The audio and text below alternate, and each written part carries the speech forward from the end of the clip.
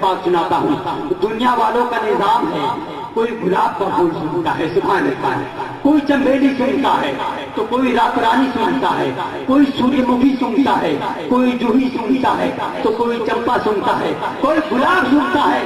مگر آئیے میں آپ کو بتاؤں کہ ہمارے اولاد کے رسول کس پھول کو سنتے تھے، ہمارے نبی کو کون سا پھول پسند تھا، ہمارے آقا کس پھول کو سنتے ہیں. آپ لوگ سننا چاہ رہے نا؟ بلند آواز سے بولو سبحان اللہ. یہ حدیث پاک مشکاۃ شریف ہے، مشکاۃ شریف باب مناقب اہل البیت صفحہ نمبر 578 پر یہ حدیث پاک موجود ہے. صحابہ کرام پیغمبر اسلام کی بارگاہ میں گئے، یا رسول اللہ دنیا والوں کا نظام ہے، کوئی گلاب سنتا ہے، کوئی رات رانی سنتا ہے، کوئی چمپا سنتا ہے، کوئی جوہی سنتا ہے، مگر یا رسول اللہ آپ کون سا پھول سونگتے ہیں، آپ کس پھول کو پسند کرتے ہیں؟ تو میرے آقا نے ارشاد فرمایا، اے دنیا والوں سن لو، اگر تم یہ جاننا چاہتے ہو کہ میں کس پھول کو پسند کرتا ہوں، مجھے کون سا پھول پسند تھا، میں کس پھول کو سونگتا ہوں، تو اے دنیا والوں سن لو، میں گلاب نہیں سونگتا ہوں، میں رات رانی نہیں سونگتا تھا، میں جوہی چمپا نہیں سونگتا ہوں، میں گل موہر نہیں سونگتا ہوں، میں سوریہ مکھی نہیں سونگتا ہوں. اگر تم یہ جاننا چاہتے ہو کہ میں کس پھول کو سونگتا ہوں، اے دنیا والوں سنو حدیث پاک ملاحظہ فرماؤ. عن ابن عمر قال ان النبي صلی اللہ تعالی علیہ وسلم قال ان الحسن والحسین ہما ریحان من الدنیا. یعنی پیغمبر اسلام نے ارشاد فرمایا، اے دنیا والوں سنو، میں دنیا کے گلاب کو نہیں سونگتا ہوں، میں دنیا کا پھول نہیں سونگتا ہوں. کیونکہ اے دنیا والوں سن لو، میں دنیا کا پھول ہی یہ نہیں پسند کرتا، کیونکہ میرا دنیا کا پھول پسندیدہ پھول کوئی دنیاوی پھول نہیں ہے، بلکہ میرا پسندیدہ پھول تو حسنین کریمین ہے. میں حسن حسین کو سنتا ہوں، جبھی تو سرکار اعلیٰ حضرت ارشاد فرماتے ہیں کیا پاتا تھا اس چمرستان کام کی صحرا ہے چلی ذکر حسین اور حسن. میں سنتا ہوں تو حسنین کریمین کو سنتا ہوں، میں سنتا ہوں تو حسن اور حسین کو سنتا ہوں، میں دنیا کا پھول نہیں سنتا ہوں. تو آپ کو میں بتاؤں کہ آپ بھی دنیا کے اعتبار سے آپ بھی اپنے رسول کے نوازوں سے محبت کریں. اب آپ لوگوں کو ایک حدیث پاک یہ سنانے جا رہا ہوں کہ ہم جو سلام پڑھتے ہیں تو کیا سلام صحابہ نے پڑھا ہے؟ ہمارا موضوع اصل یہی ہے، لیکن اسی پاک لوگوں کی چاشنی کے لیے جذبات کے بیچ بیچ میں حدیث پاک کو چھوڑ دیتا ہوں. آپ حدیث پاک حضرت صدیق اکبر رضی اللہ تعالیٰ عنہ سے روایت ہے.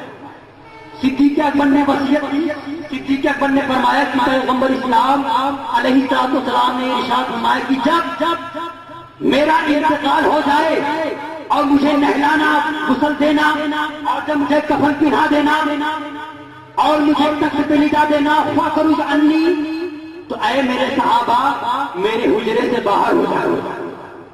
صحابہ نے عرض کیا یا رسول اللہ جب میں حجرے سے باہر ہو جاؤں گا تو آپ کی جنازے کی نماز کون پڑھے گا، درود کون پڑھے گا، سلام کون پڑھے گا؟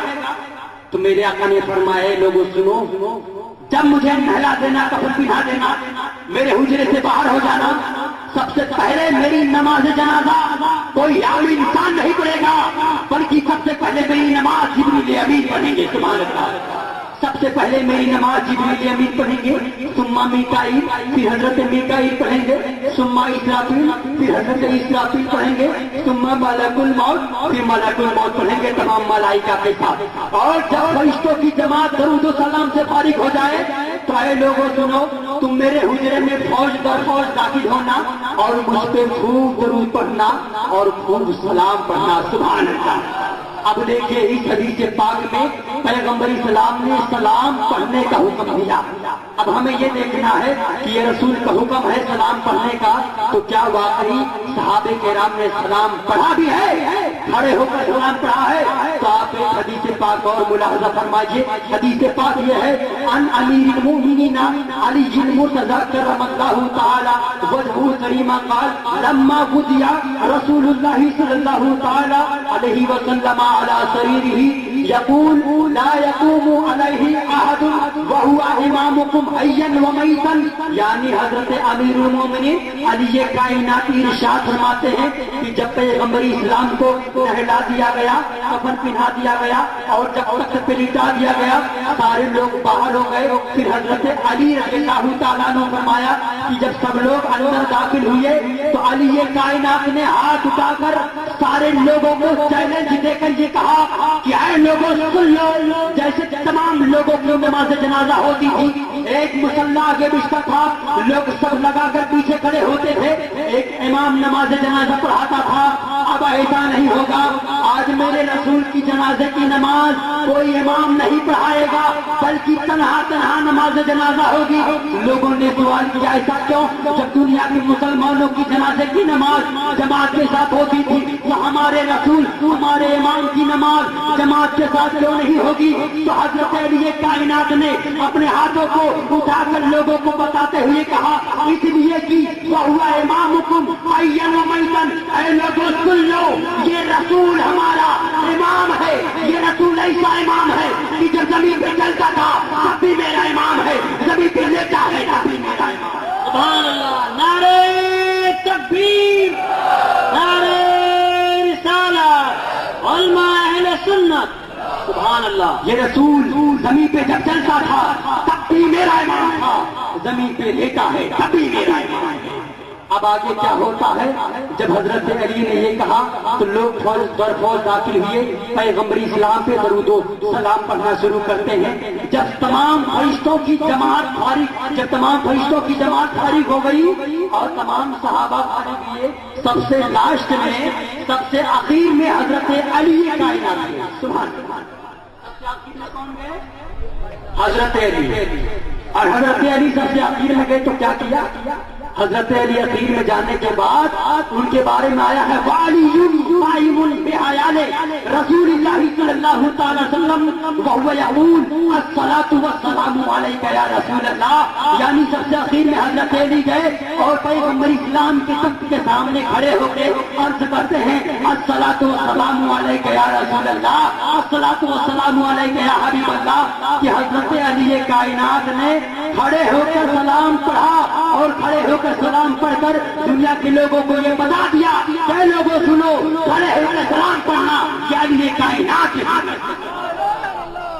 آج ہم سلام پڑھتے ہیں تو یہ کہا جاتا ہے کہ سلام کرنا شرک و بدعت ہے، اور جب ہم اس کی دلیل لیتے ہیں تو یہ کہتے ہیں کہ کھڑا ہو کر سلام پڑھنا کہیں سے نہیں ثابت ہے۔ اب آپ کو میں ایک بات بتاؤں کہ حضرت علی نے کھڑے ہو کر سلام پڑھا، اس کے بعد کی عبارت یہ ہے جب حضرت علی فارغ ہوئے ثم الرجال، پھر تمام مردوں نے پڑھا، ثم النساء، پھر تمام عورتوں نے پڑھا، ثم الصبیان، پھر پیغمبر اسلام پہ تمام بچوں نے بھی سلام پڑھا۔ بات کیا ثابت ہوئی کہ نبی رحمت پہ سلام حضرت صدیق اکبر نے پڑھا، فاروق اعظم نے پڑھا، عثمان غنی نے سلام پڑھا، پیغمبر اسلام پہ حضرت علی نے سلام پڑھا، حضرت طلحہ و زبیر نے سلام پڑھا، سعد بن عبادہ نے سلام پڑھا، پیغمبر اسلام پہ تمام صحابہ نے سلام پڑھا۔ اب میں یہ بتا دوں کہ اگر نبی پاک پہ سلام پڑھنا شرک و بدعت ہوتا تو حضرت صدیق اکبر سلام کبھی نہ پڑھنے دیتے، فاروق اعظم سلام کبھی نہ پڑھتے، عثمان غنی سلام کبھی نہ پڑھتے، مولا علی سلام کبھی نہ پڑھتے، عثمان غنی سلام کبھی نہ پڑھنے دیتے، اور تمام اصحاب پیغمبر کا سلام پڑھنا اس بات کی دلیل ہے کہ سلام پڑھنا شرک و بدعت نہیں، محمد عربی کے غلاموں کی سنت۔ سبحان اللہ، سبحان اللہ، ماشاء اللہ۔ آپ حضرات اپنی جگہ بیٹھے رہیں، یہ کوئی زیادہ بارش نہیں آ رہی، ابھی آئے قطرے۔ سلام پڑھنا شرک و بدعت نہیں، محمد عربی کے غلاموں کی سنت ہے۔ حضرات ابھی تو میں نے حدیث پاک کی صرف شروعات کی ہے، ابھی ایسی حدیث سناؤں گا، آپ انشاءاللہ اپنی آخری عمر تک یاد رکھیں گے۔ ابھی تو میں آپ کو وہ حدیث سناؤں گا کہ جو لوگ ہمارے سلام کی مخالفت کرتے ہیں، پیغمبر اسلام نے اپنے علم غیب سے، اپنی غیب کی نظروں سے پیارے آقا نے ان کی پوری نشاندہی فرما دی ہے۔ میرے آقا نے فرمایا کہ وہ کیسے ہوں گے، ان کی علامت کیا ہوگی، ان کی پہچان کیا ہوگی، ساری حدیثیں موجود ہیں۔ انشاءاللہ تبارک و تعالیٰ میں آپ کو حدیثیں سناتا رہوں گا، مگر میں آپ کو ایک بات یہ بتا دوں کہ جو لوگ اسلام کی مخالفت کرتے ہیں وہ کیوں کرتے ہیں؟ آپ لوگ اس کا ریزن جاننا چاہیں گے؟ آپ سمجھنا چاہیں گے کہ وہ لوگ ایسا کیوں کرتے ہیں؟ جو لوگ کہتے ہیں نبی مر کے مٹی میں مل گئے، وہ لوگ اس لیے کہتے ہیں کہ میرے آقا نے فرمایا میں ایک آئینہ ہوں جو مجھے دیکھتا ہے، اپنی صورت دیکھتا ہے۔ سبحان اللہ، سبحان اللہ، میں ایک آئینہ ہوں جو مجھے دیکھتا ہے، اپنی صورت دیکھتا ہے۔ آئینہ کا نام ہے نا کہ جو جیسا رہے اس کو ویسا دکھائے۔ آئینہ کا گورا دیکھے گا تو گورا دکھائی دے گا، آئینہ کو کالا دیکھے گا تو کالا دکھائی دے گا۔ اسی لیے ہندوستان کا ایک تاجر آدمی ایسے ملک میں تجارت کرنے جاتا ہے جہاں پہ آئینہ نہیں پایا جاتا. ہندوستان کا وہ شخص آئینہ لے کر جاتا ہے کہ اس ملک میں جاؤں گا تو آئینہ دیکھوں گا اور اپنی صورت دیکھوں گا, تو وہ ہندوستان کا تاجر آدمی اس بیرونی ملک میں 1 سال تک شیشہ یوز کرتا رہا, دوسرے سال وہ شیشہ ایک جگہ پہ بھول جاتا. تو وہاں کا ایک عیسائی آدمی شیشہ پایا اور اس نے اپنی پوری لائف میں کبھی اپنی شکل نہیں دیکھی, اور جب وہ شیشہ دیکھتا ہے تو کیا کہتا ہو, this picture is of my father, یہ تو میرے باپ کی تصویر ہے. اپنا فوٹو اپنی تصویر دیکھا, بولا دس is picture of my father, یہ تو میرے باپ کی تصویر ہے. اپنی تصویر کو اپنے باپ کی تصویر کہہ رہا ہے. کیا کیا اس کی اماں, سینے سے لگایا, لے جاتے گھر کے اندر الماری کے اندر سجا کے رکھ دیا. صبح شام مارننگ ایوننگ اس کو اگربتی دیتا, یہ میرے ابو کی تصویر ہے. صبح شام کرتا رہا, 1 مہینوں تک کرتا رہا. ایک دن اس کی وائف نے دیکھا کہ میرا ہسبینڈ مجھے کیا کرتا ہے, الماری کھولتا ہے, میری اگربتی کیوں سلواتا ہے. اس نے سوچا کہ آج میرا ہسبینڈ چلا جائے, آج فیصلہ ہو جائے گا. جب اس کا ہسبینڈ گیا, الماری کھولی, کھولنے کے بعد شیشہ نکالا, نکالنے کے بعد جب شیشہ دیکھا, جب اس کی شکل نظر آئی تو کیا کہتی ہو, this is picture of a bad girl, یہ تو ایک بری لڑکی کی تصویر ہے, یہ تو ایک منحوس لڑکی کی تصویر ہے جس کے چہرے میں بڑے بڑے دانے ہیں, جس کا چہرہ بدصورت ہے. میں اتنی خوبصورت, میں اتنی بیوٹیفل, میں اتنی حسین و جمیل, مجھے چھوڑ کر کسی منحوس لڑکی کا فوٹو گھر میں لا کے رکھا ہے, آج آ جائے فیصلہ ہو جائے گا. جب اس کا شوہر آیا, اپنے شوہر سے پوچھ دیا, میرا شوہر یہ بتا, میں اتنی خوبصورت, مجھے دیکھنے کے لیے دنیا ترستی ہے, دنیا کی نگاہ مجھے دیکھنے کے لیے پریشان ہے, تو مجھے چھوڑ کر ایک منحوس لڑکی کا فوٹو گھر میں لا کے رکھا ہے. اس نے کہا, بیوقوف نادان, وہ کسی منحوس لڑکی کا فوٹو نہیں ہے, وہ تو میرے ابو جان کا فوٹو ہے. اس نے کہا نہیں, تو جھوٹ بولتا ہے.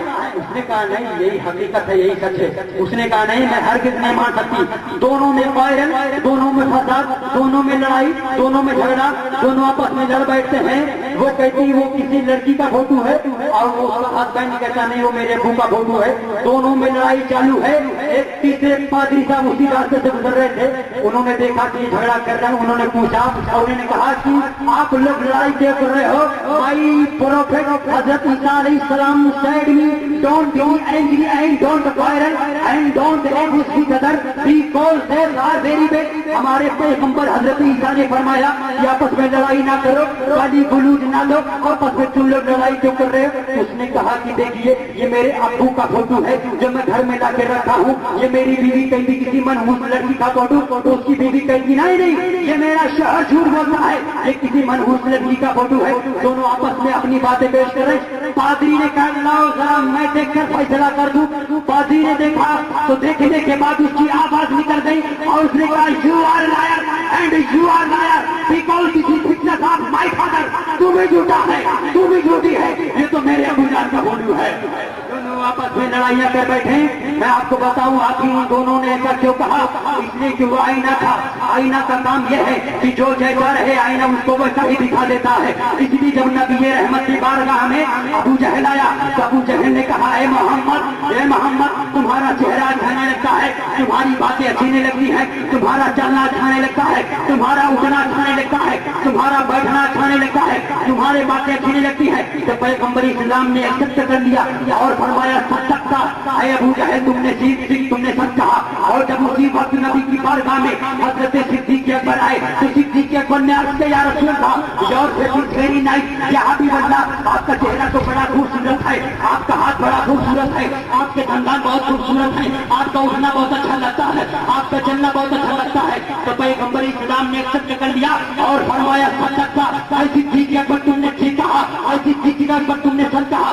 وہیں پہ صحابہ نے اعتراض کر دیا, یا رسول اللہ, جو اپوزٹ چیز ہے ایک جگہ کیسے اکٹھا ہو سکتی ہے. ابو جہل نے آپ کی برائی کی, آپ نے ایکسپٹ کر لیا. صدیق اکبر نے آپ کی تعریف کی, آپ نے اس کو بھی مان لیا. یہ کیسے ہو سکتا ہے. تو آقا نے فرمایا, اے لوگوں سن لو, میں ایک آئینہ ہوں جو مجھے دیکھتا ہے, اپنی صورت دیکھتا ہے. تو جب ابو جہل نے دیکھا, ابو جہل کو اپنی صورت نظر آ رہی تھی, ابو جہل کو اپنی बुराई नजर आ रही थी, अबू जहल को अपनी कुबात नजर आ रही थी, अबू जहल को अपनी निजात नजर आ रही थी, मगर जब मेरे सिद्दीक ने देखा तो सिद्दीक को अपनी इबादत नजर आ रही है, सिद्दीक अकबर को अपनी इबादत नजर आ रही है, अपनी सखावत नजर आ रही है, अपनी अदालत नजर आ रही है। जब तो मेरा सिद्दीक मेरे इश्क में डूब कर रहता है कि चमक तुझे पाते हैं सब पाने वाले, मेरा दिल भी चमकाते चमकाने वाले, बरसता नहीं देख कर अपने रहमत बजो पे भी बढ़ा। नारे तकबीर, नारे रिसालत, उलमा अहले सुन्नत, जश्न शब कद्र। और हदीस सुनना चाह रहे हैं आप लोग? सुनना चाह रहे हैं ना? अल्लाह से बोली सुभान अल्लाह। मुझे आप लोगों के बीच कुछ खामोशी लग रही है, जरा बेदारी का सबूत है, बोलिए या रसूलुल्लाह। मुकम्मल हाथों उठाकर सारे लोग बोलिए या रसूलुल्लाह। अब मैं ये बता दूं कि जहां हमारे अकायद की इस्लाह जरूरी है, वहीं पे हमारे आमाल की इस्लाह भी जरूरी है। आका ने इसी सलाम की हदीस में फरमाया कि हर इंसान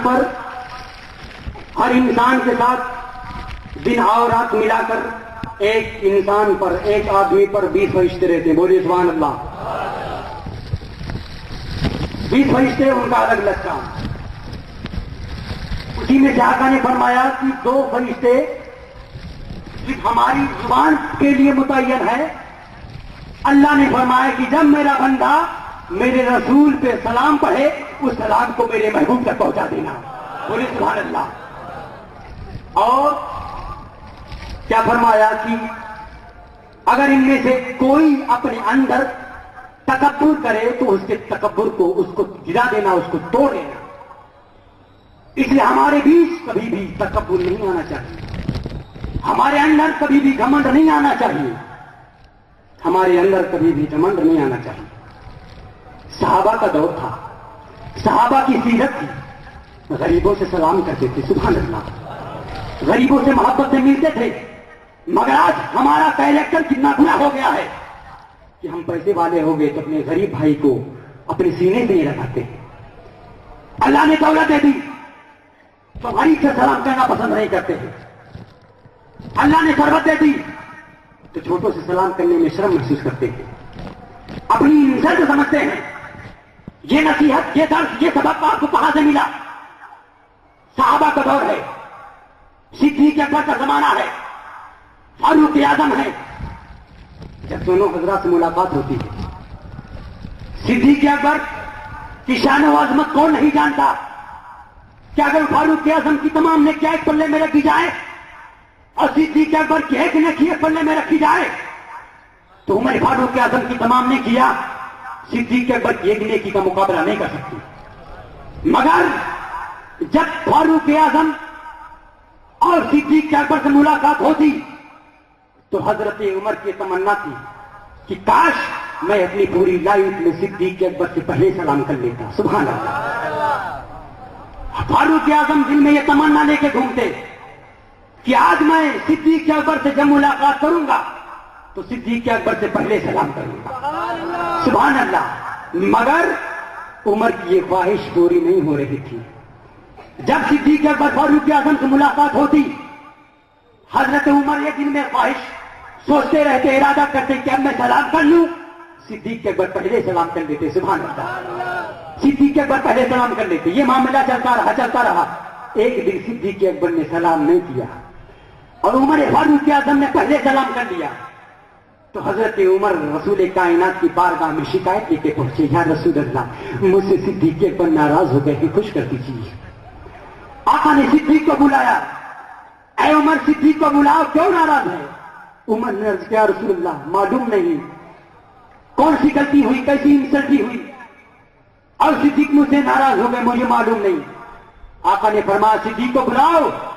उमर फारूक आजम ने सिद्दीक अकबर को बुलाया, ऐ सिद्दीक, आपको रसूल कायनात ने बुलाया है।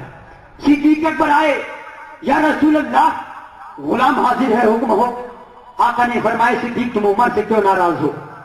हजरत उमर रज़ी अल्लाह तआला अन्हु सामने खड़े हैं। सिद्दीक अकबर रोने लगे, या रसूल अल्लाह, ये रॉन्ग मैसेज, ये रॉन्ग खबर आपको किसने दी? میں عمر سے ناراض نہیں ہوں، یہ غلط پیغام آپ کو کسی نے دیا ہے۔ تو میرے آقا نے فرمایا عمر پھر تم نے کیسے کہا کہ صدیق تم سے ناراض ہیں؟